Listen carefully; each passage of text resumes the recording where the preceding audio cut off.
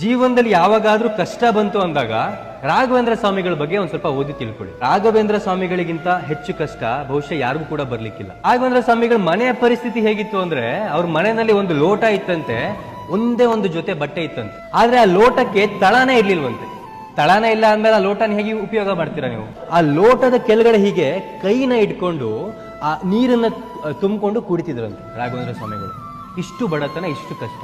ಅವರ ಮನೆಯಲ್ಲಿ ದೀಪಕ್ಕೆ ಎಣ್ಣೆ ಹಾಕುವಷ್ಟು ಕೂಡ ಅವ್ರ ಹತ್ರ ದುಡ್ಡಿರ್ಲಿಲ್ಲ. ಸೊ ರಾಘವೇಂದ್ರ ಸ್ವಾಮಿಗಳು ಏನ್ ಮಾಡ್ತಿದ್ರಂತೆ, ರಾತ್ರಿ ಹೊತ್ತು ಆ ದೀಪ ಇನ್ನೇನು ಆರ್ತಿದೆ ಅಂದಾಗ ಒಂದಷ್ಟು ಒಣಗಿರೋ ಎಲೆಗಳನ್ನ ತಂದು ಇಟ್ಕೊಂತಿದ್ರಂತೆ. ಸೊ ಅದರಿಂದ ಒಂದ್ ಎಲೆನ ಹಚ್ಕೊಳ್ಳೋದು, ಅಷ್ಟು ಶ್ಲೋಕಗಳನ್ನ ಹಿಂಗೆ ಇಟ್ಕೊಂಡು ಓದ್ಕೊಳ್ಳೋದು. ಅದಾದ್ಮೇಲೆ ಆ ಎಲೆ ಇನ್ನೇನು ಸುಟ್ಟೋಯ್ತು ಅನ್ನೋಷ್ಟರಲ್ಲಿ ಇನ್ನೊಂದು ಒಣಗಿರೋ ಎಲೆ ಎತ್ಕೊಳ್ಳೋದು, ಅದಕ್ಕೆ ಬೆಂಕಿ ಹಚ್ಕೊಳ್ಳೋದು, ಆ ದೀಪದಲ್ಲಿ ಒಂದಷ್ಟು ಹೊತ್ತು ಓದೋದು. ಹೀಗೆ ಮಾಡ್ತಾ ಮಾಡ್ತಾ ರಾತ್ರಿ ಇಡೀ ಓದ್ತಿದ್ರಂತೆ. ಅಷ್ಟೆಲ್ಲ ಕಷ್ಟಗಳು ಬಂದಾಗ ರಾಘವೇಂದ್ರ ಸ್ವಾಮಿಗಳು ನಮಗೆ ಯಾಕೆ ಇಷ್ಟು ಕಷ್ಟ ಬರ್ತಿದೆ ಅಂತ ಅವ್ರು ಯಾವಾಗ್ಲೂ ಯೋಚನೆ ಮಾಡೋದಿಲ್ಲ. ಎಲ್ಲವನ್ನು ಕೂಡ ನಗ್ನಗ್ತಾ ಎದುರಿಸ್ತಾರೆ.